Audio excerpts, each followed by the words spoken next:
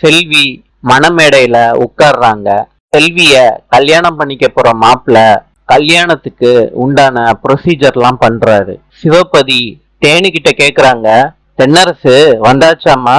தேனு சொல்றாங்க, எங்க போயிருந்தாலும் வந்துருவாரு மாமா. வேலு வருத்தத்தோட நின்னுகிட்டு இருக்காரு. அப்ப சக்தி வந்து கேக்குறாங்க, என்ன வேலு ஒரு மாதிரியா நின்னுகிட்டு இருக்க? காலையில இருந்தே உன் முகமே சரியில்லை வேலு, நீ பெரிய பிரச்சனையில சிக்கிருப்பியோன்னு தோணுது. வேலு சொல்றாரு, அப்படிலாம் ஒண்ணும் இல்ல சக்தி. செல்வி கழுத்துல மாப்பிள்ள தாலிய கட்டுறாரு.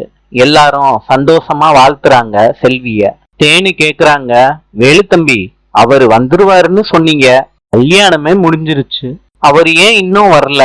வேளால எதுவும் பேச முடியல, என்ன சொல்றதுன்னு தெரியல, முழிச்சுக்கிட்டே இருக்காரு. நாளை சந்திப்போம்.